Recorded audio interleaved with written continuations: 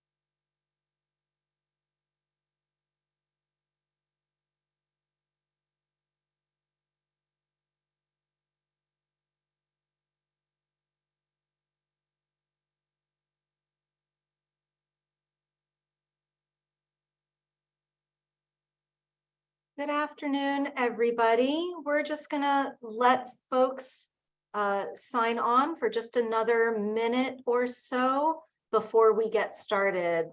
Just want to say hi and welcome to everybody who's still signing on.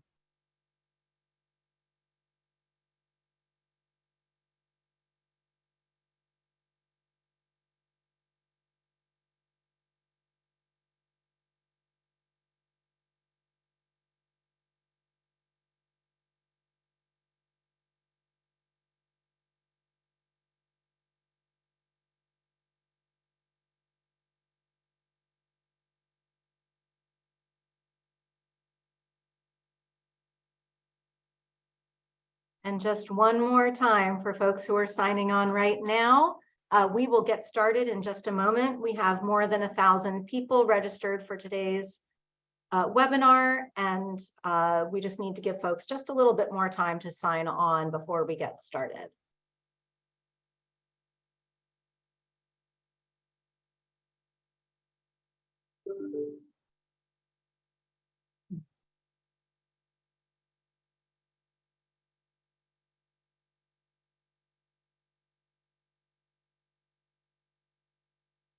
All right, it looks like it's starting to slow down. So I think we'll go ahead and get started, everybody. Good afternoon, everybody. It's so good to have you with us today. We have more than 1,000 people signed up for today's webinar. We're really excited to have you. Thanks again for making the time to talk about these important topics. My name is Ann Oliva. I am the CEO of the National Alliance to End Homelessness, and I'm going to be your moderator and your host for the day. I want to welcome you all to the 4th webinar in a series of webinars that are jointly produced by the National Low Income Housing Coalition, the National Alliance to End Homelessness, and the Center on Budget and Policy Priorities to promote best practices in homelessness like Housing First, and to help combat efforts in states and localities that criminalize people experiencing homelessness. I want a couple of notes, housekeeping notes before we get started. The first is the chat is disabled. We have a lot of people on today, so the chat is disabled except for to panelists and hosts. So really where we want you to put your questions for our panelists is in the Q&A box. So please navigate to the bottom of your Zoom screen. There's a Q&A box at the bottom. Please put your questions for our presenters in that box, and we will Oh, okay, Chris, thank you for letting us know. Rachel, can we turn on the Q&A by any chance? Hopefully we can get that done. And it looks like we're working on it. So we will work on getting the Q&A box set up for everybody. It just is a little bit easier for us to manage once we get started. So Rachel, maybe you can go ahead and let people know in the chat when the Q&A box is functional. Okay, we have a couple of folks who are able to type in it. Okay, let's go ahead and get started. We have a lot on our agenda today. We're going to be discussing two separate topics today, both of which are really very near and dear to my own heart and to my own work over the course of the last, dare I say, 30 years or so in this field. First, we're going to discuss how a housing first approach has helped to house veterans experiencing homelessness and has resulted in deep reductions in the number of veterans experiencing homelessness across our nation. And our second topic will cover how recovery housing fits into the housing first approach, an issue that I know is critical for many, many organizations working on the ground. From the VA, I'm going to be joined today by Monica Diaz, who is the Executive Director of the Veterans Health Administration's Homeless Programs Office. Monica will be accompanied by Sean Liu, who is the Director of Communications at VHA's Homeless Program Office. After our discussion with VA staff, we'll hear from William Higgins Jr., Executive Director of Homeless Advocacy for All, at-large officer with lived experience for the Maine Continuum of Care Board, and a board member for the National Coalition for the Homeless. Bill is a veteran who will be able to speak to us from experience about the value of housing first. We're then going to turn our focus to recovery housing and how it fits in a housing first approach. And I'll be joined by Dr. Lamont Green, who is the Director of Diversity, Equity, and Inclusion at the Technical Assistance Collaborative, who are experts in this particular area of our work.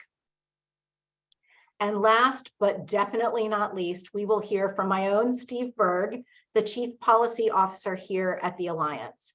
He will explain how you can ask members of the U.S. House of Representatives to show their support for robust homelessness funding, their support for housing first, and their support for a cost of living pay increase for frontline homelessness service workers.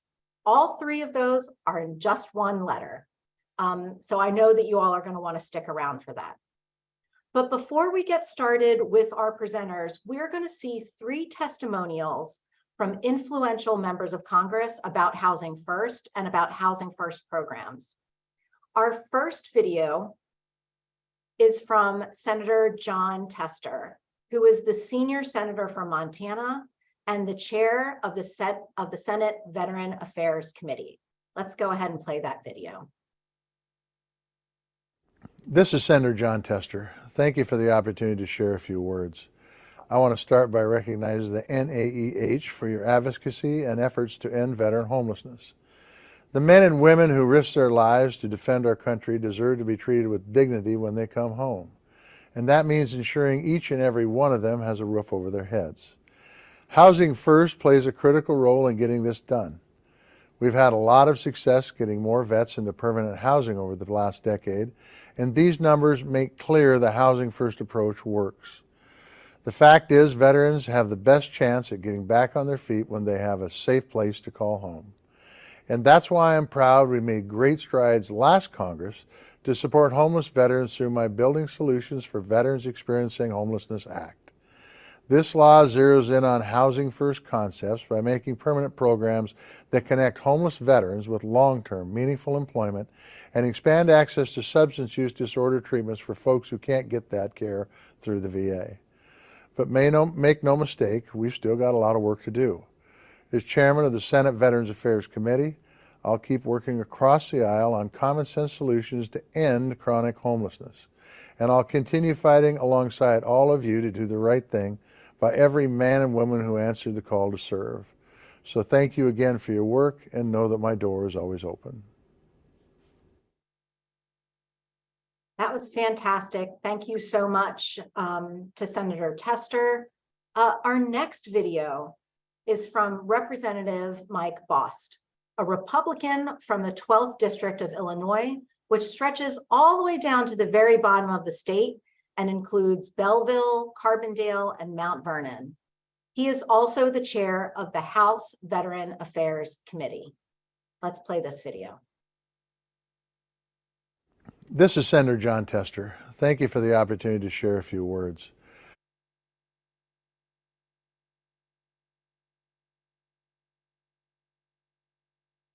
Looks like we're having a couple of, just a little technical problem. We'll work real quick to try and get that resolved. There you go. Hey, thank you all for the opportunity to join you virtually today. I'd like to first thank the National Alliance to End Homelessness and the National Low Income Housing Coalition for the work you have done to get veterans out of homelessness and back on track. Your mission is vitally important. And as a chairman of the House Veterans Affairs Committee, I believe no veteran who served our nation should ever be without a place to call home. Now, I'm proud that in recent years, we've seen decreasing in the number of homeless veterans across the country. Now, this is in part due to several programs and legislation that have been enacted. Now, this includes funding for HUD-VASH, SSVF, and expanding mental health opportunities. These programs have been instrumental in reducing veterans' homelessness. However, we must continue rigorous oversight to ensure that they are being implemented as Congress intended. This is a top priority of mine and the VA committee this Congress. As one homeless veteran is too many, I also like to see VA held accountable for their reporting data and the veterans' homelessness. This would ensure that we have more accurate understanding of the root cause of veteran homelessness. Finally, our committee will ensure unnecessary bureaucratic red tape is eliminated from VA's homeless programs. While VA has done a lot of great work, we have also seen them get in the way of good work you all do, unnecessarily reporting and red tape. It is time to ensure this does not happen again. Now, this Congress, we will be continuing working to not only get veterans housed, but keep them housed and provide them with the support they need overcoming and keeping them from falling back into homelessness. You know, as chairman, I will continue to urge VA to work with local veteran services organizations and community providers like tiny homes groups to get veterans off the street and living comfortably and fulfilling lives. Again, thank you for the good work that you are doing and for inviting me to speak today, and I look forward to continuing to fight alongside you as we work to end vets' homelessness. Fantastic. Thank you so much. And our last video features Representative Mark Takano, who is a Democrat from the 41st District of California, which includes Riverside in California's famous Inland Empire. He is also the ranking member, or the lead Democrat, in other words, on the House Veteran Affairs Committee. Here's the video from him.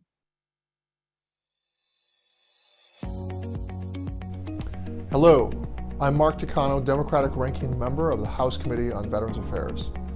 I want to thank the National Alliance to End Homelessness, the Center on the Budget and Policy Priorities, and National Low Income Housing Coalition for hosting today's webinar and for their work to help end veteran homelessness.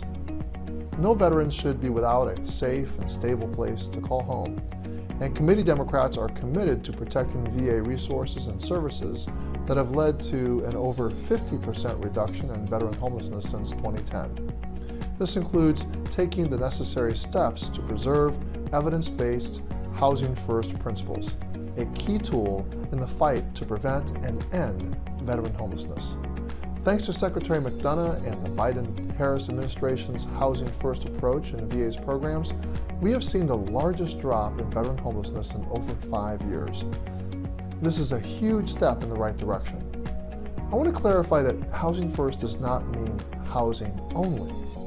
Housing First empowers VA and its partners to quickly house veterans experiencing homelessness and then provide the wraparound services they need to remain stably housed.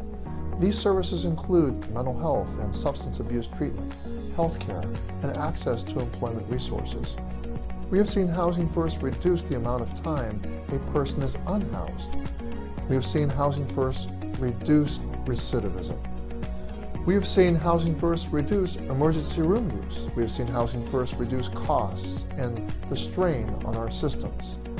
Housing First works, and we must keep the momentum going to support the wraparound services that all veterans, especially veterans experiencing homelessness, need to thrive.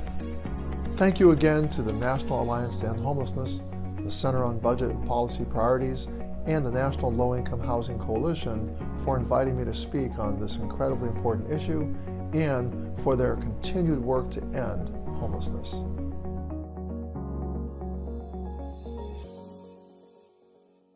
That was fancy and fantastic. I want to just publicly thank, they're not obviously here today, but those three members of Congress for taking the time really to record those videos and provide the message that they want to make sure that you're all hearing from them. And you can see from those videos that we just played that support for Housing First in our programs for veterans is strong and it's bipartisan. The legislation that was introduced in the previous Congress, HR 6018, would have limited HUD's ability to promote Housing First, but would not have limited VA's ability to do the same. And this might lead you to wonder why the lawmakers who introduced HR 6018 decided to focus exclusively on HUD, but leave out the VA. And we're grateful about that. For context, it's important to remember the basic similarities between the HUD and VA programs. VA's grant and per diem program is a lot like HUD's transitional housing. VA's supportive services for veteran families program is similar to HUD's rapid rehousing and also includes homelessness prevention and was originally modeled on the homelessness prevention and rapid rehousing program administered by HUD as part of the Recovery Act between 2009 and 2012. And then of course we have HUD-VASH, where services provided through VA medical centers are paired with housing provided by HUD. And we know that that is a form of permanent supportive housing. The VA homeless programs enjoy, as you saw, broad bipartisan support, while HUD's programs tend to be a little bit more politicized. When talking to your lawmakers about Housing First, it's really helpful to remind them that Housing First is a big part of the programs that have been successful in reducing homelessness among veterans. And if they support the VA homelessness programs, they should also support HUD's homelessness programs. We've just heard from leading lawmakers about the VA homelessness programs, the Grant and Per Diem program, SSVF, and HUD-VASH, and how Housing First promotes housing for veterans experiencing homelessness. And now we're going to meet Monica Diaz, who runs the Homeless Program Office, and Sean Liu, who's the office's communications director. Monica and Sean, welcome to the webinar, and thank you so much for being with us today. Thank you for having us, and it's a pleasure definitely to be here with all of you. So I want to start first with just sharing what VA so far have achieved when it comes and it relates to Housing First. For context, based on our data, numbers tells a lot of our story and information. We have been able to decrease veteran homelessness since 2010 by over 55%, which is amazing. We're very proud of that, but we certainly are looking to continue to do more. Within the last 2 years alone, we have decreased homelessness in the last point in time count by 11%, which again is significant when it comes to see the progress that we have made. And so I get a lot of questions what is precipitating that success and the ability to really reduce homelessness for veterans in that way. And I always say there's a couple of things. Number one, the resources that we have, thanks to Congress and others that have been able to provide that to us. Number two, the comprehensive portfolio of services that VA have when it comes to services, which is immense, right, among our programs. And then I said, at the cornerstone of all that is housing first. The fact that we practice, believe, reinforce, advocate, and say proudly that housing first is at the cornerstone of every action, every program, every initiative, anything that we're trying to do to serve our veterans, because we know that it works. And when we think about housing first, we really think about making sure that the veterans have access to housing immediately, that we lower the barriers to access to housing. And actually, we also apply to the fact that we want them to get care as soon as possible and when they're ready. We look as well that we make sure that there's no unnecessary barriers, preconditions, that we are meeting the veteran where they at. And we also as well see that it is important that we honor their choices. Their choice, and when it comes to the path of recovery, they are, we acknowledge that journey of recovery is very personal and very unique and very different to each veteran. And we don't have an all fits all approach to the veteran. We allow them to seek what works for them, and we meet them where they're at. And that means as well, in that journey of recovery, making sure that housing is at the cornerstone of that, and that is the first option available to them if they want that. So I want to go over some of the details when it comes to our programs and how we apply housing first, as it has been so successful for us. And I'm going to turn it over now to Sean so he can walk you through those. Great. Thank you so much, Monica. Let's go on to the next slide, please. You've already heard a lot about what Housing First is as an approach and how we're using it at VA. I want to just spend the next few slides kind of going over what that means concretely and specifically. This particular language right here, I'm going to do it like a faux pas for presentations. I'm actually going to read from the slides, so apologies in advance. But I think this language is important, so we level set. A lot of people, and you heard it from Congressman Takano, a lot of people have different conceptions about what Housing First is. So I usually like to start off defining terms. So for us at VA, and you've probably seen this if you've seen any of our press releases recently, this is how we think about Housing First as our guiding principle. All of VA's efforts to end veterans' homelessness are built around this evidence-based Housing First approach, which, as you've already heard, prioritizes getting veterans into housing and then assisting them with access to healthcare, other supports like intensive case management, substance treatment, mental health treatment, employment services, etc., to promote stable housing and improved quality of life. Critically for us, and you heard Monica just say, is that veterans' choice. The model of Housing First does not try to determine who's housing ready or demand a lot of treatment or services prior to housing. Instead, those supports are wrapped around the veterans as they obtain and maintain permanent housing. So that's the language that we think and kind of hold in our hearts and our heads as we move forward in this work to end veteran homelessness. Let's go on to the next slide, please. This next slide here shows you the impact of Housing First. And you heard Anne talk about this already, and Monica as well, the importance of the immense amount of resources, the bipartisan resources that have been provided for veterans experiencing homelessness and housing instability, the focused action through our federal strategic plans over the years, and of course, Housing First as our guiding principle. And the numbers speak for themselves. Since 2010, over 55% reduction in veteran homelessness. This is unprecedented somehow in the history of our country, and is a big testament to your colleagues across the country, dedicated, hardworking staff, whether they be VA staff, VA-funded grantees from some of the programs that Anne had just mentioned, grant and per diem, supportive services for veteran families, and again, using Housing First as our guiding principle. But as we also heard, 55% is not 100%. The mission continues. There is still more work ahead. Let's go on to one more slide, please.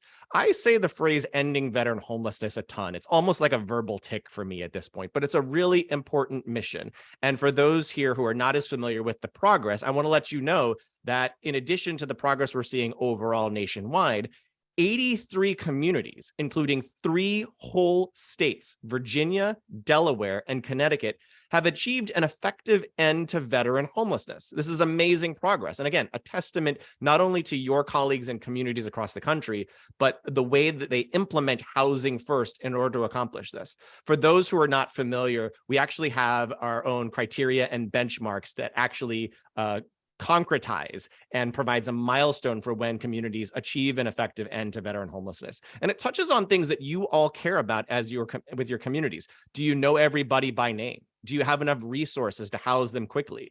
And can you prove all of that with data? And of course, through a housing first approach. What you're also noticing on this slide is 83 is not all. This picture here of the country is lit up with kind of like navy blue stars. It's not all the way lit up, so we still have more work to do. Let's talk about our next goals for this coming year. Can we go to the next slide, please? All right. One of the things that we want to let you know as we move forward implementing housing first in our own programs is our goals for this year. I would be remiss if I didn't kind of touch on it. We're going to be doing a couple of different things, 3 things. And you heard this already from Congressman Bost. First and foremost, we're going to keep housing homeless veterans with a goal of placing at least 38,000 veterans into permanent housing this calendar year. Last year, we did 40,000 homeless veterans. We were able to move them into permanent housing, which is, again, fantastic testament. This year, we want to house another 38,000 and maybe even more still. But as what we also heard from Congressman Bost is that it doesn't do a lot of good if we get them housed and they fall back into homelessness. So we've set a couple other goals as well. Number one, we're going to strive to ensure that at least 95% of the veterans that we house this calendar year stay housed. And for those who return to homelessness, who fall back into homelessness for a variety of reasons, whether they be lease violations, the impacts of chronic health conditions or mental health troubles, that at least 90% would be rehoused or back on a path to rehousing by the end of the calendar year. And then lastly, because you all know the deep, deep impacts to health that unsheltered homelessness can have on veterans and non-veterans alike, we have a goal of engaging with at least 28,000 veterans experiencing homelessness during this calendar year, with the ultimate goal of seeing a 15% reduction in the 2024 PIT count when compared to the 2020 PIT count. So we've got a lot of work to do. And again, all of these are founded on the housing first approach that will be guiding the work forward. Let's go on to another slide, please. As Monica mentioned, we have a wide portfolio of services that really cover a broad spectrum of the housing instability to homelessness experience. I know we want to save some time for questions, but I just want to kind of visualize this a little bit. And we have a lot of intercept points in which we can intervene, from way upstream to prevention to all the way to actually getting veterans into temporary settings, and then again on the path to permanent housing. Let's go one more slide. This is my last slide. I call it the alphabet soup slide because it's got all the acronyms and all the programs. But again, a lot, as Ann mentioned, a lot of the programs here fit a lot of the programs that are there for non-veterans: transitional housing in the case of our grant per diem program, rapid rehousing in the case of our supportive services for veteran families program, and of course, permanent supported housing, which is in the case of our HUD VA supportive housing program. Again, all of these based off of housing first approach. We're not going to determine who's housing ready. We're going to keep driving for permanent housing and let the veterans be in the driver's seat, telling us what type of services that they need to get them housed and stay housed. With that, Monica, Ann, thank you so much. Ann, we'll turn it back over to you because I'm sure you have a lot of questions for us. Thanks. Yeah, thank you so much, Monica and Sean. That was super helpful. And I think that what it really shows us is that when we have leadership at the federal level and leadership at the state and local level, we have resources at a good sort of scale, and we have good policy and program design, that we actually can make the progress that we need to make on veterans, and take that, what we've learned on veterans, and apply it to other groups. I'm going to take a few questions here before I turn it over to Bill. And the first one is a real simple one. Sean, you mentioned that veteran homelessness has been ended in 3 states. Can you repeat those states again? Absolutely. Virginia, Delaware, and Connecticut. Fantastic. Yeah. And I've seen a couple of notes in the chat about if folks are really want to talk to their local implementers about how Housing First is implemented through the VA Medical Center or your contractors at the local level, how do they get in touch with somebody about what that means and what that implementation looks like locally? That's a really great question. And I'm going to make it nice and easy. Shoot us an email, homelessvets@va.gov. That comes to myself and a couple members of our team. We'll make some introductions with your local VA medical center. And I'll drop it in. Actually, I'll drop it in the chat as well. But again, it's homelessvets@va.gov. Shoot us an email. We'll get you connected. Fantastic. So the next question that I see popping up is really about, obviously,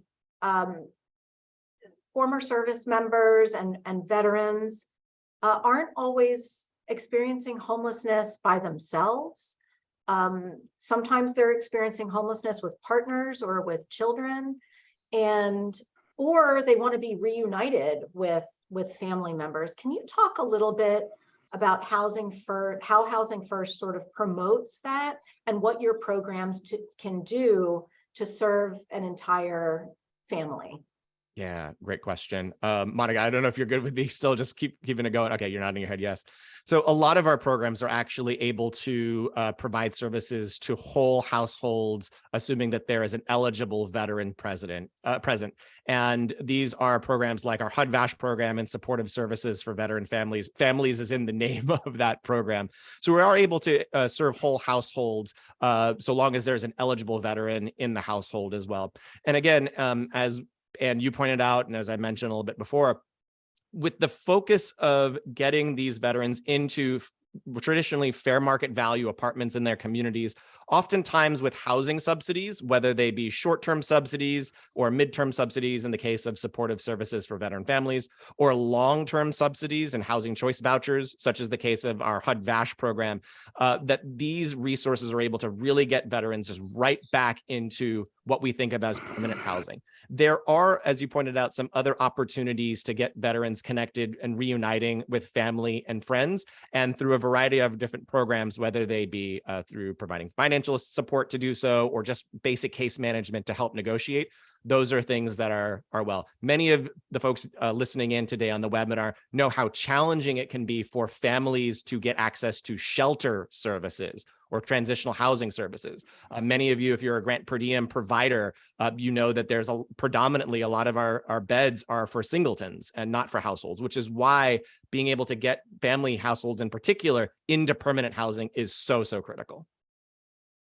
Yeah, that makes a ton of sense. And I think that it's really important for folks to be thinking about how to address the needs of the whole person, right? And in so many cases, the needs of the veteran really include those connections to family, their children, and others. And so that feels really important.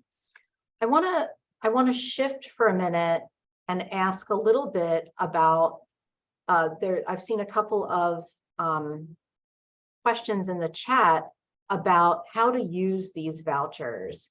And we all know that there is an affordable housing crisis in many urban areas, but also across the country.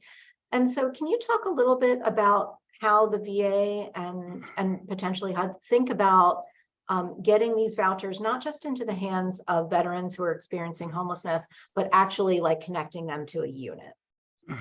Yeah, and I want to kind of acknowledge that that is a challenge that we've heard consistently for many years. Just the lack of affordable housing and the increasing difficulty for a variety of reasons. One of the biggest ones is just rising rent costs and being able to use those housing choice vouchers and other rental subsidies. One of the things that we've been focusing on, and Monica, if you want to chime in too, like happy to defer, is a variety of different landlord engagement strategies utilizing a mixed methods approach, from advertisements to media blitzes, trying to essentially, if you're ever familiar with the concept of a long tail, the nooks and crannies of where there's affordable housing, recognizing that a lot of the major developers, some of the units may be out of reach. I'm not saying that there's a magic wand or a end all be all, but that's really how at VA we've been approaching it, is really empowering medical centers to just find and scrape for every last bit of affordable housing in their communities. Monica, I don't know if you want to touch on anything bigger picture. Yes, one of the other things that we're looking to do more strongly this year is the strategic plan of making sure that we have a one team approach when it comes to as well the allocation of vouchers. And that means the integration of programs. It's not only HUD-VASH working with that with HUD, but how we all the homeless programs are working to making sure that we do that. And so we're looking at very strategic ways to partner SSVF and HUD-VASH to facilitate an accelerated process to really engage the vouchers more effectively as well in those communities. And we have time for a couple more questions for you all. And I want to note that in the chat, there's a sort of, if we could review a little bit about what exactly you mean by housing first. And the question from Marsh is, are you housing veterans first and then offering the wraparound services that they want and need? Like, how does it actually work with the VA? Yeah, that's a really great question, especially if you've kind of got it in your kind of starting place that permanent supported housing is housing first and grant per diem or transitional housing is by definition not housing first. And Monica really said it best, that core to this is veteran choice first and foremost, is letting them guide the course of their treatment. But most importantly, that we at VA are not, as Monica mentioned, putting all these arbitrary barriers before we'll have either a conversation or even getting them connected to a permanent housing resource. That our goal right out of the gate is get veterans into permanent housing. But to the spirit of that person's question, it's also true that because of the variety of barriers that are, we just talked about affordable housing, it's very challenging for our staff to move a veteran from their encampment today, here's your key, there's your subsidized apartment. And so we do need to have temporary living space, whether that is an emergency shelter or transitional housing, so that a veteran can safely get out of the elements while we're on that path to housing and recovery. And then who's to say that, and a lot of veterans actually do go ahead and get services while they're in their temporary setting, and those services can continue, and they even get more services once they're in those permanent settings. And that's where we kind of take it as a housing first approach, right? We have to kind of keep a couple core principles in our head and our hearts. This idea that we're not going to put all these arbitrary expectations or demands before we'll even talk to you about permanent housing, while at the same time honoring what the veteran is telling us that they need, that they're ready for, and that they want to proceed with right now. And so two more, what I hope will be fairly quick questions. Just building on that, what you just said, Monica and Sean, can you talk a little bit about your case management model and why it works? Yeah, that's a really great question. And I want to kind of acknowledge that our case management models will change depending on the program, with lighter touch services, especially for veterans with kind of like, I want to say lighter needs, because homelessness is bad all around, but with lighter needs and maybe one of our supportive services for veteran families programs. Whereas in contrast to maybe the more intensive case management and deeper wraparound services that a veteran may receive in our HUD-VASH permanent supported housing programs.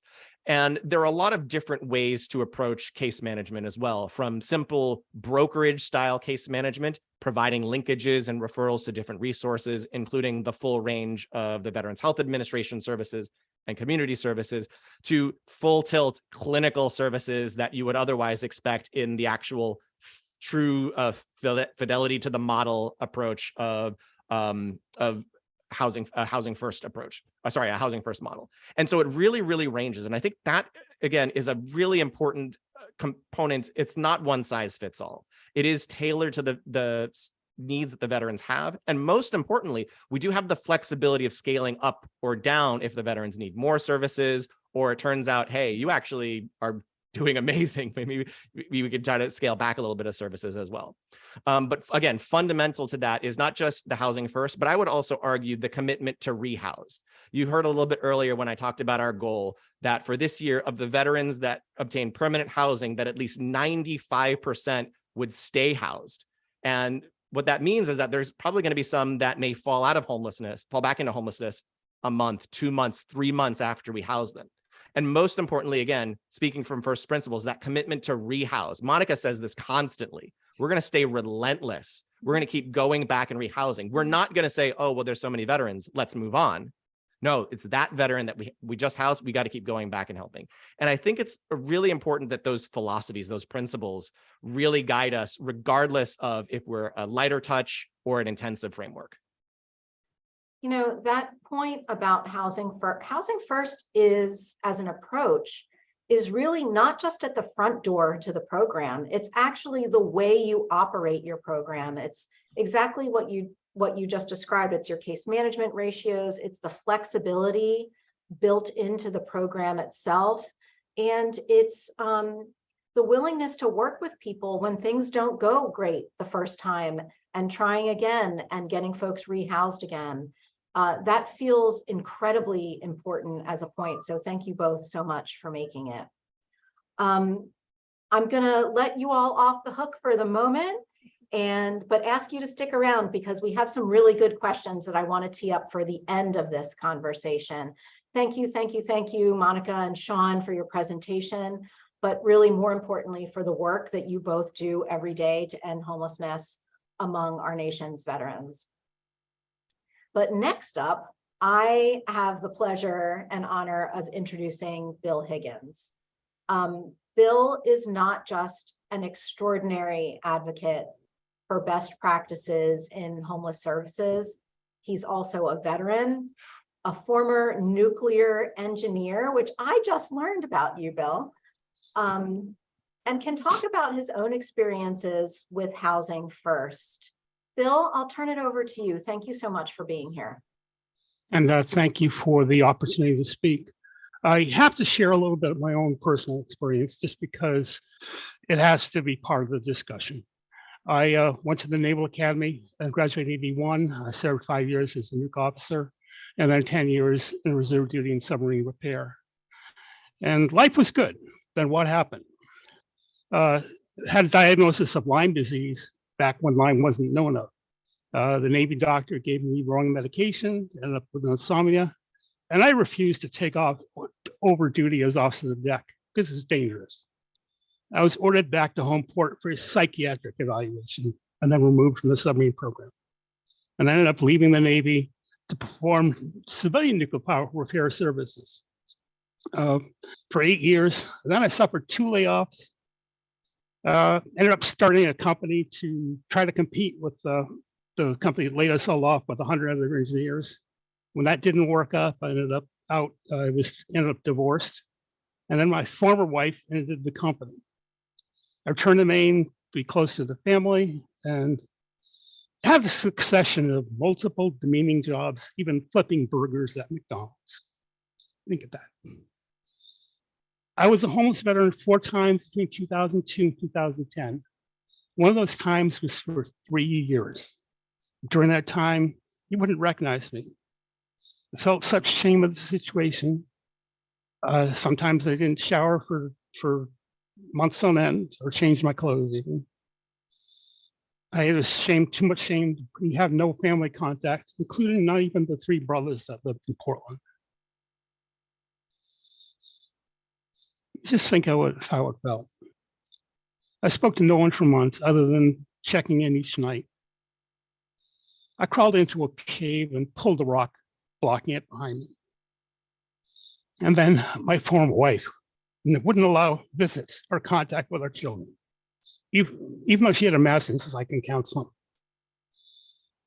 What started my recovery was a former command master chief in the Navy facilitated my application for VA disability, something I was eligible for years. And I had approval within 5 months, including a mental health treatment. I was given placement in a project-based department. My Housing First experiences were good. The project included the weekly visits that are supposed to be there for the first year. And I was able to get security deposit paid for. I felt worthy of housing, and I bonded with the 3 other fellow veterans who were in the building. I realized that I had a lot to give to the system because of my leadership skills. And the idea is how programs could be improved. We do a lot of work with homelessness, but some of the people may not have the opportunities to have the training that I went through, both in the Navy and then working in the civilian fields. One thing that has to be included is the services, the money for the services has to be there. I think that personally, I would have done better if the support was longer. There were times during the first 5 years that I lapsed back into depression and ended up having difficulties. Didn't lose the apartments because Colin Ryan and Sean was excellent with his staff, but there was issues. And then what's happened since? My advocacy work started with the Preble Chiefs Homeless Voices for Justice. And I've been forming Homeless Advocacy for All as a nonprofit to look for advocacy, reducing stigma, and then process improvement. I started with the statewide homeless council here in Maine and working with the Maine Continuum of Care. And now I serve on the board. And I work with the National Alliance, many national homeless advocacy organizations, along with the National Organization to End Homelessness, National Coalition for the Homeless. And I also participate in multiple COCs around the country to learn and share best practices. Having things on the internet gives the opportunity to meet people. I actually met somebody from Greater Kansas City while I was out at the conference in Oakland. I think we have a drive to improve services for the experience of those homeless. We need to improve them with the leadership skills and with better experience and expertise. Now, Preble Street has done a lot of work with supportive services, veterans, and families. One of the COC groups of COC committees I follow with is Homeless Veteran Assessment Committee, HVAC. And last year they housed 100 people in 100 days. They did a challenge for themselves before Veterans Day, and they're planning on another one this year. That's all I have. If you want any questions, I'd be glad to answer them. Thank you. Bill, thank you so much for sharing your experience and for really helping the audience understand how Housing First can really impact somebody's life. And I'll just note two things before I ask you a couple of questions. The first is for folks who are putting the note in the chat about slides. We always post the actual webinar and all the slides that were used afterwards on the National Low Income Housing Coalition's website. We'll be doing the same here, so they will be made available. And again, just go ahead and put your questions for Bill or for others in either the Q&A box or the chat, and we'll tee those up for our speakers.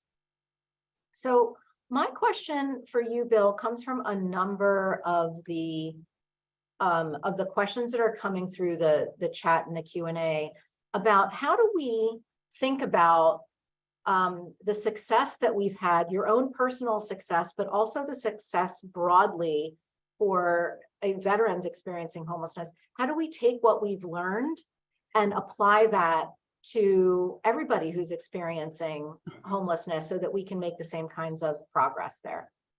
Yeah, I think one of the tenets is more funding. The veterans have had more opportunities for funding than the general population. And we have to lobby Congress to better fund these issues and also pay our staff better, pay our frontline staff to give opportunities to have them have a wage that they can be proud of, and also possibly attract, different individuals with different skills into the system.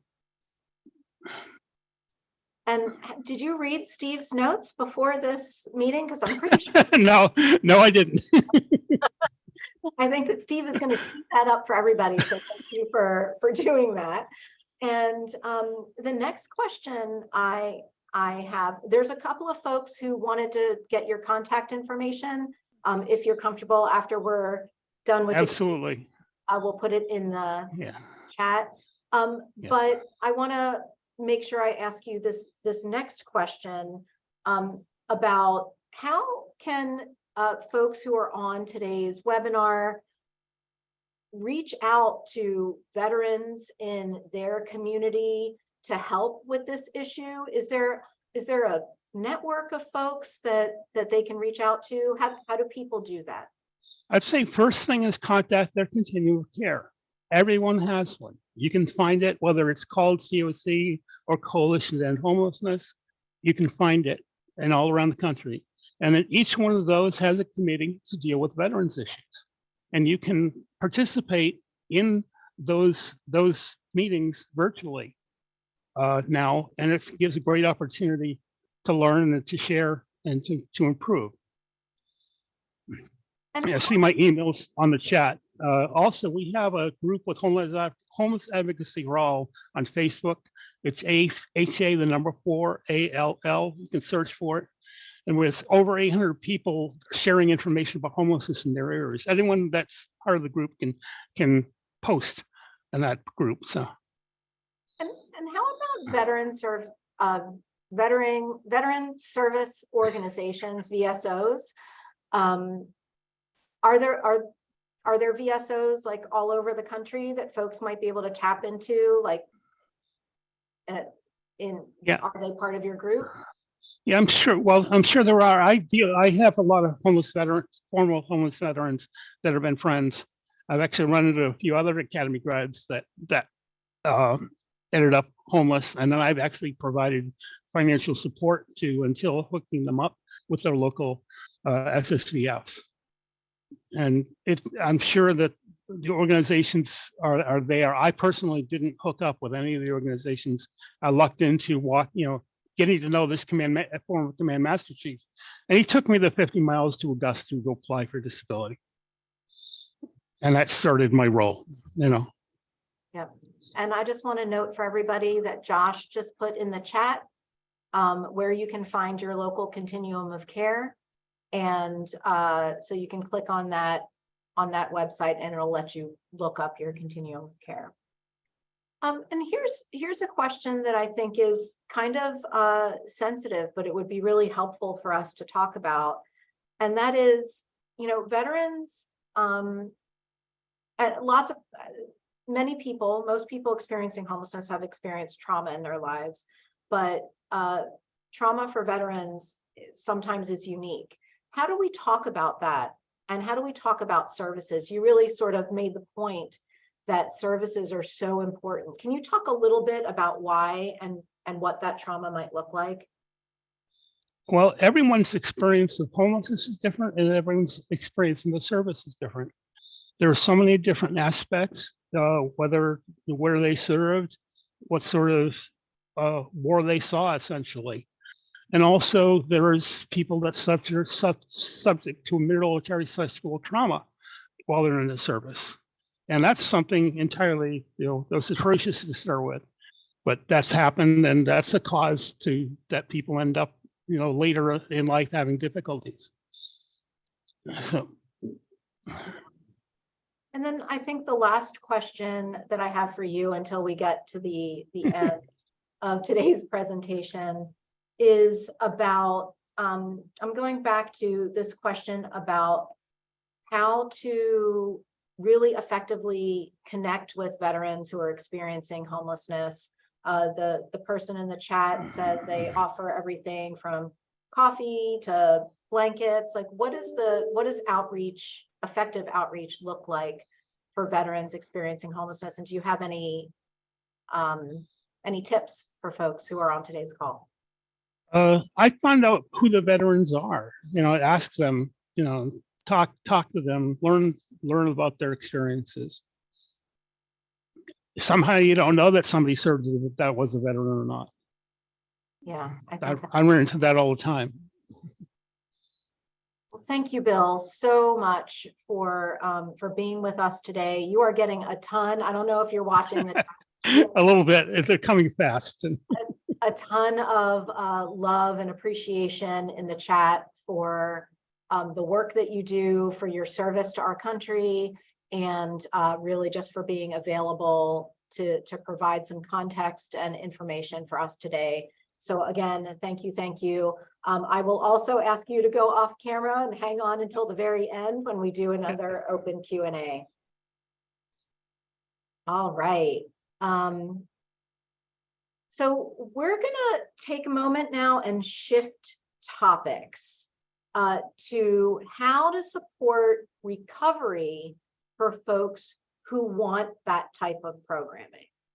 So often critics of Housing First, including sponsors of the legislation that I mentioned in the opening today that would limit HUD's ability to promote Housing First, those critics often complain that Housing First doesn't accommodate people who want to pursue recovery from substance use. But in fact, as an approach, as you've heard through this entire presentation from Bill and from our colleagues over at the VA, Housing First is usually tailored to the needs and choices of people who are experiencing homelessness. So it does, in fact, actually support the choice to pursue recovery. So our next segment really should be helpful to all of you who are on today's webinar, who need some information to educate your own lawmakers or elected officials on this particular point. And with that, I want to welcome my friend and colleague, Dr. Lamont Green of the Technical Assistance Collaborative. Dr. Green, it is so great to have you with us today. Thank you for being here. And I'm going to turn the floor over to you. Thank you, Ann, and please just call me Lamont. I was around when you got your doctorate. I want to call you Dr. Green today. Thank you, Ann. Appreciate it. All right. Like Ed mentioned, my name is Lamont Green, he, him pronouns, and I'm with TAC. Next slide. And so I really wanted to share a bit of a slight nuance too. We know that Housing First is so important, and Monica and Sean and Bill really drove that home.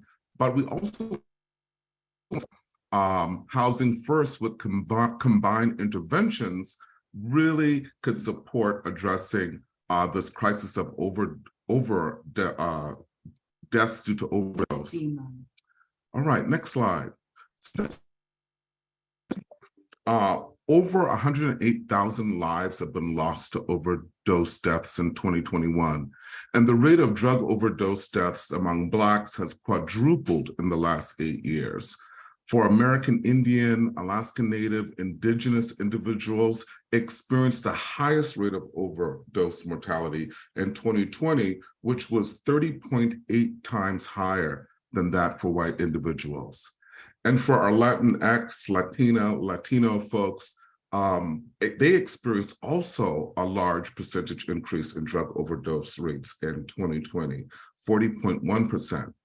And research has really indicated that substance use is strongly associated with homelessness, and that there are disproportionately high numbers of overdose deaths among individuals experiencing homelessness. And most recently published in a Multnomah County, Oregon report titled Domicile Unknown, 80% of all deaths occurring by unsheltered individuals in 2020 involved substance use. Substance use was the primary or contributing cause of death in 60% of all deaths. And methamphetamines contributed to the majority of these deaths. Next slide. So I want to share a little bit about my story and how I got here. And like Bill, I am also a Navy veteran. I'm also a descendant of the Gullah Geechee people from the Low Country, Sea Islands of South Carolina, where I was born. And as a young man, after service in naval military intelligence as a Russian and Chinese cryptolinguist, I became homeless, depressed, and drug addicted, struggling with my own internalized demons, resulting from living in a society that constantly gaslit me into believing that due to my skin color and sexual orientation, that I am not good enough, I do not belong, and I am powerless. So while living homeless and struggling with depression and substance use, mainly meth and crack cocaine, on the streets of San Francisco and Fresno, California, a failed suicide attempt landed me at a pilot program at American Lake Veteran Hospital in Lakewood, Washington. And the recovery program was designed for veterans experiencing homelessness and mental health issues. And it really centered on housing stability, spiritual, emotional wellness, There was art therapy, fishing. It was right on a lake. I mean, it's a really beautiful campus. It even had a golf course. We had meditation and lots of talk and group therapy. And I remember the first time arriving on American Lake to the Pacific Northwest and just being in awe of how beautiful it is and how beautiful that VA campus is. And so for this reason, I made the Pacific Northwest my home, a place of hope, healing, and transformation, as well as possibility. And really, thankfully, by the grace of God and the services I received by the Veterans Health Administration, that I am alive today. The VA provided me services that really supported my recovery. I had on-demand treatment, which I will talk about later, peer supports, inpatient respites when I relapsed, and vocational rehabilitation that provided me with opportunities to not only find a job, but to find my purpose and meaningful work, which was huge.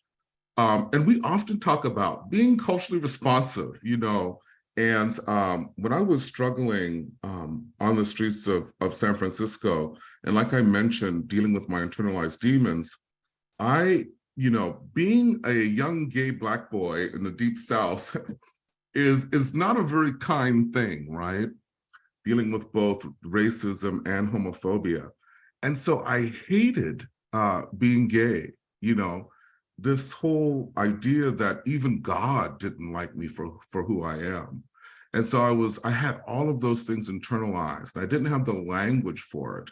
And so after I came out of the military, and I didn't want to go back to South Carolina yet, and so I went on this very self-destructive path. I went to a party, was introduced to crack cocaine, and immediately fell in love because all the depression, anxiety went away, but yet a new type of situations emerged.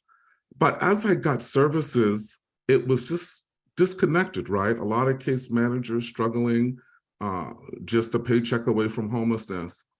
But I remember there was a VA social worker, and I was in there in that session, and she looked me deep in my eyes, and I'll always remember this.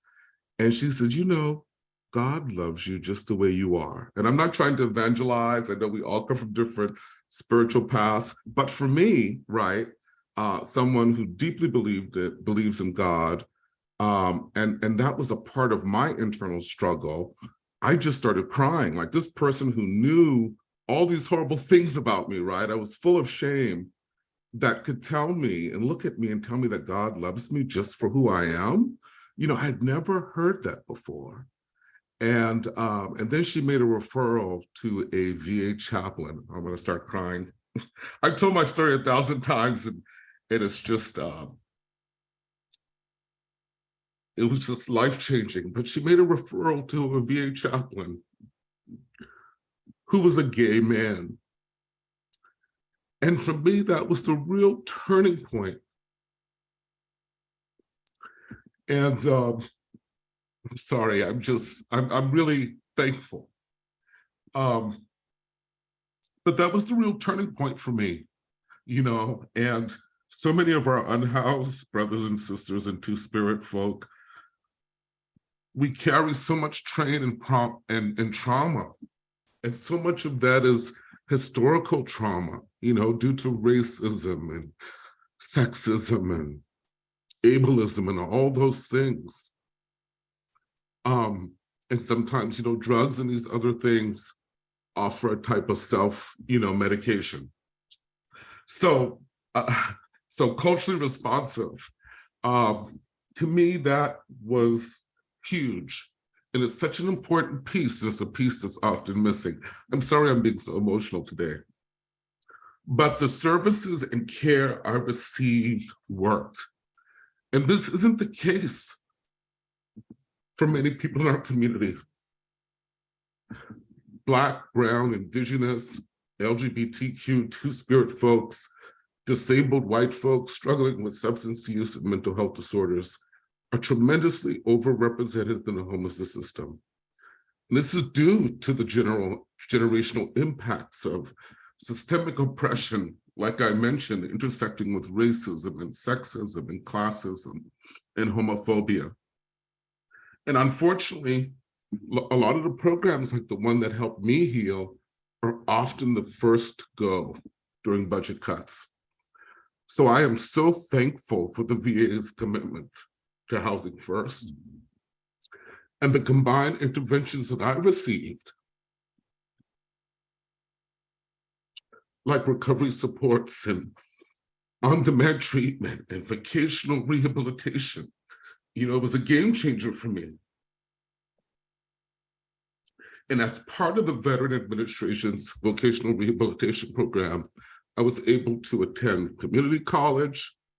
I graduated with a bachelor's degree in social work. Later went on and got my master's degree in social work. And then in 2018, while working on issues of homelessness, I received my doctorate in social work. So it's been quite a journey. So that's a bit of my story. Again, I apologize that I had no clue, you know, that was going to be so emotional today, but thank you all for bearing with me. Next slide.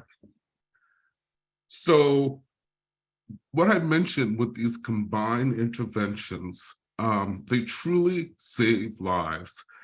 And Housing First is so important to that. And often we say, oh, Housing First doesn't work, Housing First doesn't work, but Housing First does work.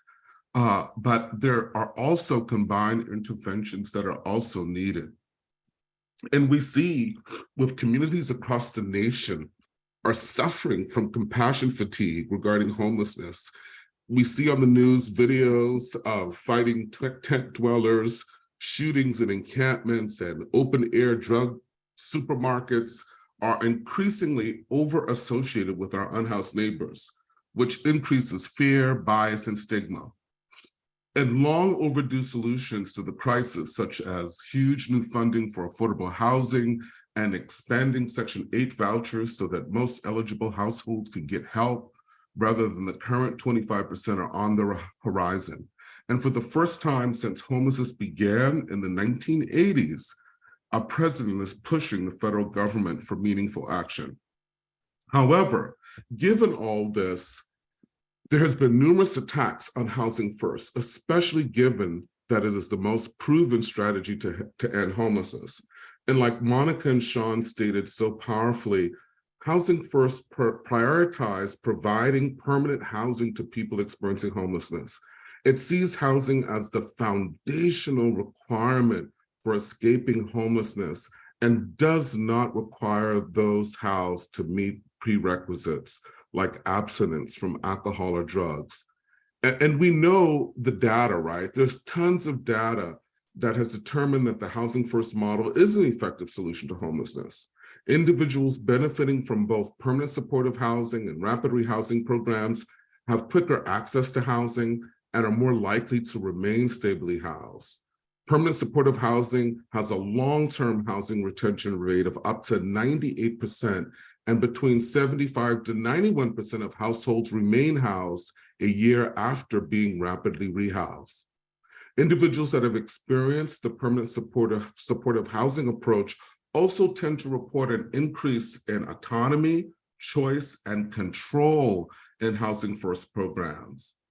Folks who have participated in these Housing First models are also more likely to participate in job training programs, attend school, discontinue substance use, spend fewer days in the hospital, and report fewer instances of domestic violence than those who do not participate in the Housing First model. And as I mentioned, that this whole combined intervention is wrapped in a culturally responsive approach. So our substance use disorder, our homelessness systems of care must be designed using a racial equity and social justice lens in order to reduce racial, ethnic, sexual, gender, disability, and carceral legal system involvement. Operationalizing cultural responsiveness is going to require a set of policies, practices, and attitudes grounded in trauma-informed and health-centered awareness of the cultural assets, indigenous wisdom, and resiliency of communities of color. State and local governments, providers, philanthropy, policymakers, we have to examine how we may be reinforcing patterns of oppression, instead of truly working to eliminate those disparities in order to restore power back to historically disenfranchised and racially marginalized communities. State and local systems are going to need to engage with communities most impacted, to share decision-making and lift up solutions co-developed by those most directly affected by substance use and homelessness. As examples, communities must publicly recognize how the war on drugs profoundly affected people of color and how it was manifested through racial discrimination by law enforcement through the 1990s. And we see all these camping bans and criminalization of homelessness attempts popping up. We must learn from the war of drugs and not repeat this cycle. But a culturally responsive system of care requires not only shared decision-making, but funding more community-based providers operated by and for communities of color to serve BIPOC individuals in culturally relevant programming, hiring practices that increase the availability of BIPOC people with lived experience of homelessness employed in leadership and direct service provider roles, onboarding and ongoing training that hold accountable all those interacting with racially marginalized and historically disenfranchised clients, tenants, and others. And the other piece is to this model of combined intervention is safe, affordable housing, right?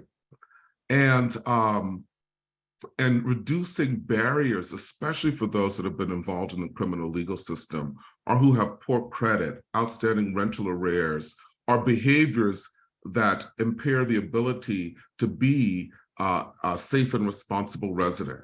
And so supportive housing works because it combines time, unlimited affordable housing assistance with voluntary and individualized wraparound services that can help people to access and sustain their housing.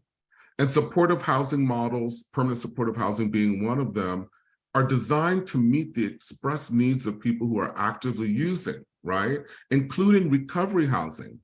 And an emphasis on choice, like Monica mentioned, is highly recommended in order to align with the stated needs and desire of people who are using substances, right? And recovery housing is very important because it offers a unique alternative to harm reduction for individuals whose main goal is to reach sobriety. And then the next element is harm reduction. And harm reduction is a core element in this effort. And harm reduction employs a non-judgmental, non-coercive approach to authentically engage people with substance use disorder in the services they desire and positions them as the primary agents both in their own care and ultimately in substance use disorder program design and policies.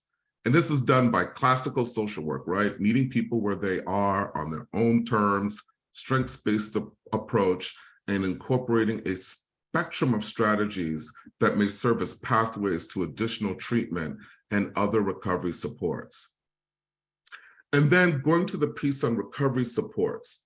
So recovery supports are huge.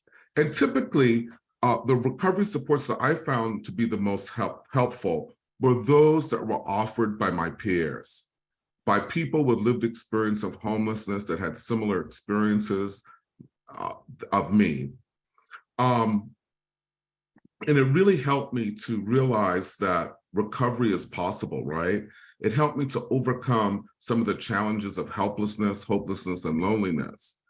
Now, recovery support services are often available through mutual aid groups such as Narcotics Anonymous, Smart Recovery. There are a lot of recovery community organizations and peer-led peer recovery coaches and mentors. And recovery supports can be used to also foster wellness by facilitating linkages to and coordination among health, behavioral health, and social services. And so King County Regional Homeless Authority has just lifted up a system advocate program that's all peers with lived experience of homelessness that walk alongside their unhoused neighbors to help make those linkages. You know, our systems are so fragmented. And so that could be hugely beneficial. Now, this last one I want to talk about that for me was the main game changer. Because when you're trying to lead a life of sobriety, and especially, I was using crack cocaine and meth that are both highly addictive and easily attainable. I had a lot of relapses. It was a journey. But due to not only high quality on-demand treatment, which included the ability for me to check myself in for inpatient services, right? And so I could go to American Lake VA and check myself in. I could spend just 2 to 4 days, right? And change the environment. They would provide some medication to help detox, the irritability that you feel after coming down from meth and crack cocaine. And I would just get that tune-up, right? And then I might go 9 months, and then I might have a relapse. And then I might go a year, right? And then may have a relapse. But it was there for me, and I got more time under my belt. So high quality on-demand treatment is so critical, and it's a huge gap in our systems. And this must be made available without delay, and when a person expresses they are ready for it. And barriers to treatment admission, such as lack of insurance coverage, transportation challenges, capacity limits, or ineffective admission processes result in lost opportunities and even avoidable loss of life. So low barrier treatment options seek to engage people who use drugs when they are ready by being flexible, available, in convenient locations, including via mobile services, and offer medications with minimal limitations. So I cannot stress enough how crucial all of these combined interventions are to support recovery, but especially high quality on-demand treatment and respite services for folks after they become housed to help sustain that housing. Thank you. Lamont, thank you so much. Your contact information is up on the screen. I'll say the same thing to you that I said to Bill. I'm not sure if you're tracking what's in the chat, but the amount of love and respect that you're getting in the chat is pretty awesome. And I want to say, not only am I grateful to you for the work that you and I do together every single day, but a lot of people are really grateful for you today, for sharing, really your story and how Housing First and other supports have helped you. So I'd like to just ask you one question, and then I'm going to open it up to everybody for a few minutes. You really honed in on this idea of combined intervention. And I don't hear that terminology out there a lot. I hear you talk about it. But can you talk a little bit about why it's so important, or can be really important, to combine a Housing First approach with these sort of trauma-informed programs and approaches? Just go a little deeper there for us. Yeah, I think sometimes we see where sometimes folks can be polarized around Housing First, right? And what happens is what I call is a bit of a false argument, because Housing First is super needed, and that's super foundational, and it really helps with stability and mental health and meaningful work. It's that essential foundational launch pad. But where I think people become confused is where they see some Housing First programs where there aren't any recovery supports. Those things aren't there. And so they see people go into a permanent supportive housing or something that's Housing First, and just allow people to just kind of be there, right? And you have people who are using and people who are not using, right? And everyone needs support. But with the combined interventions, we're ensuring that, yes, Housing First is essential, but we mustn't give up on people, right? that recovery is also possible, right? Now, we're not going to mandate recovery. We're not going to mandate abstinence, but that possibility of recovery was made there for me, right?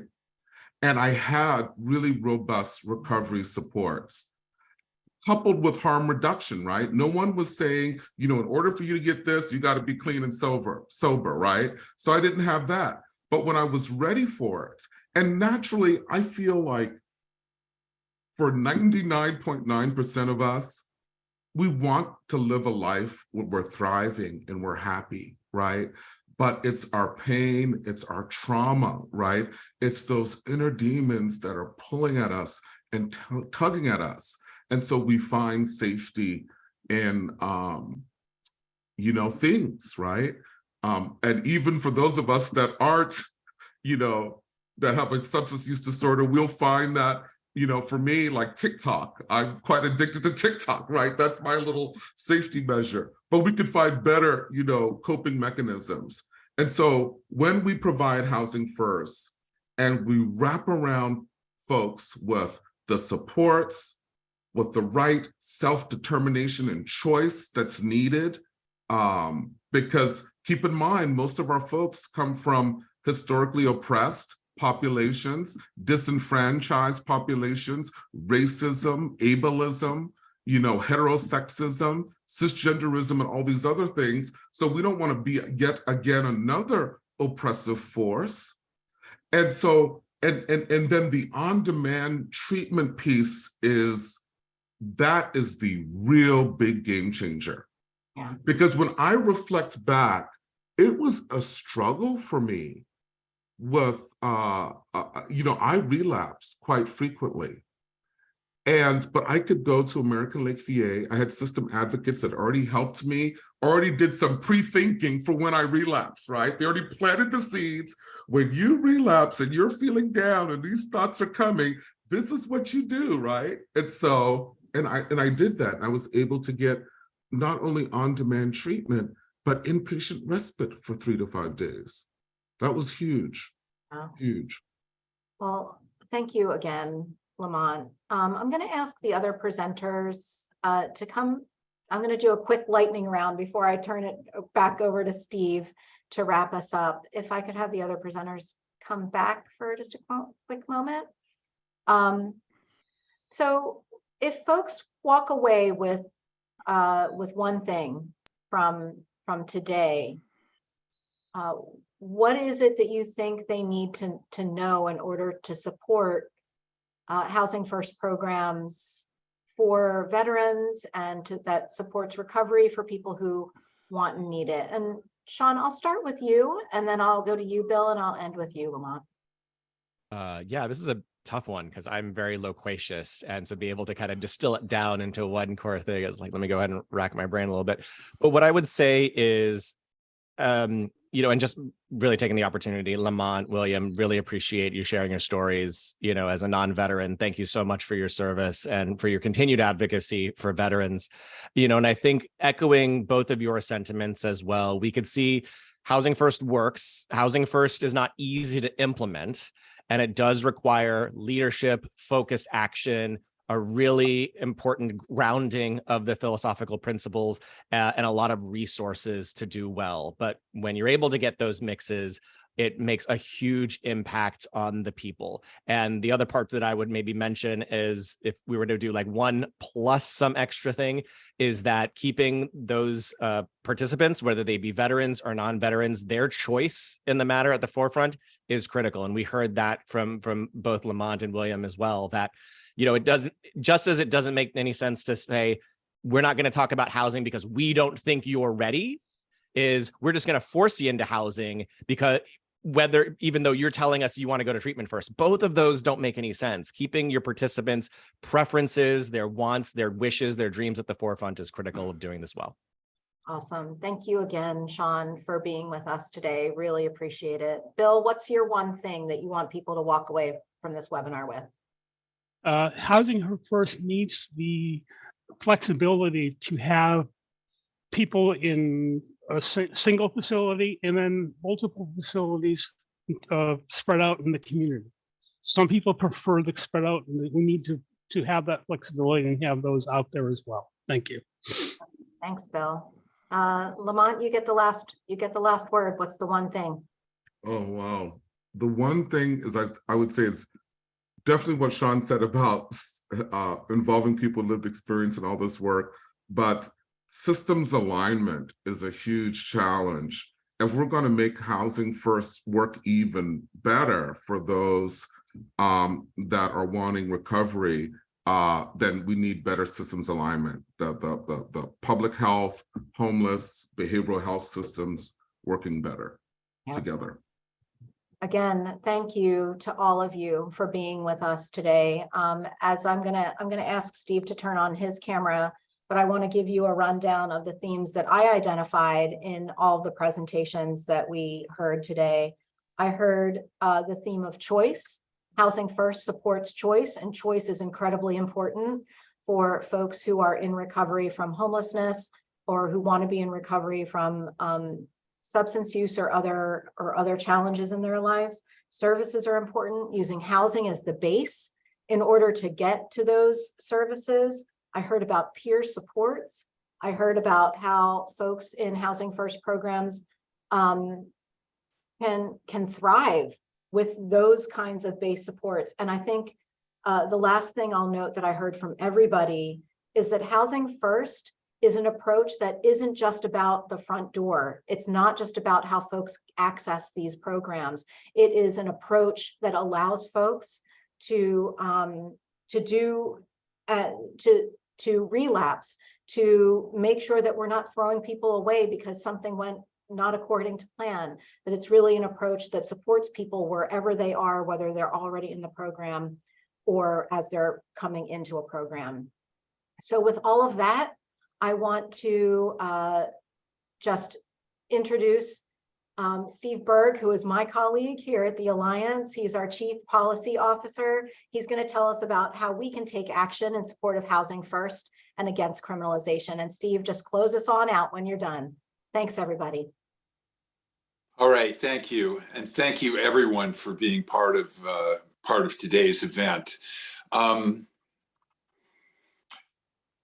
I hear presentations like this a lot, and I'm so honored to be part of the same panel as some of the other people here. And at the same time, it's just frustrating because I know there are thousands and thousands of other people out there right now who are experiencing homelessness tonight and who could, if they had the right kind of help and the right kind of support, could do the same kind of great things that Bill and Lamont have done and are talking about. And yet it's just a matter of they don't have the money to run the programs. And so today is this week is a very important week for trying to get more money from the US government for homelessness programs. So go to the next slide, please.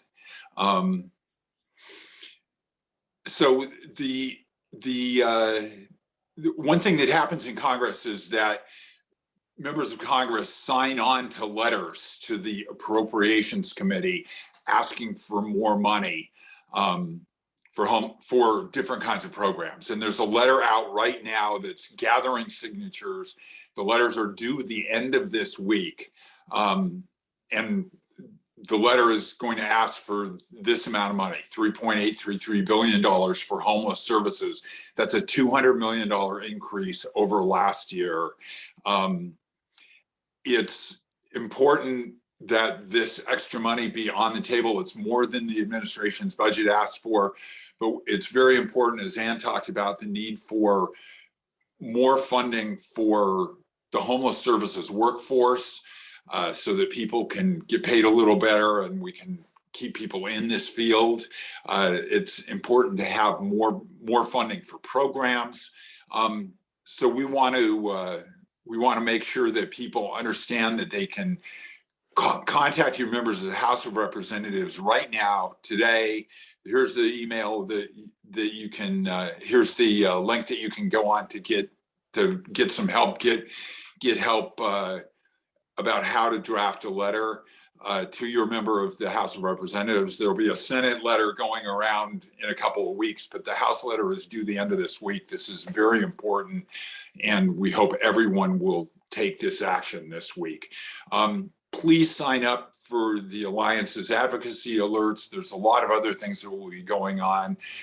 Some of our speakers today talked about not only about money, but making these programs work better. People on the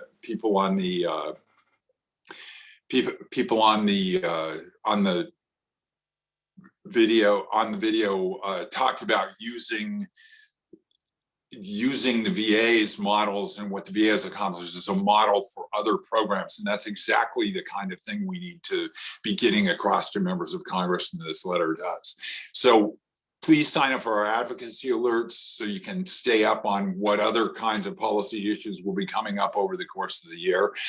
Next slide, please.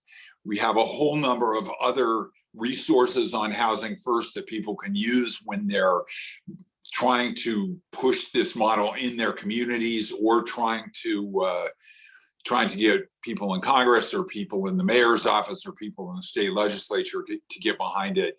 These will all be available to people afterwards, so you don't have to like write them all down right now. Next slide, please. There's more, there's actions you can take.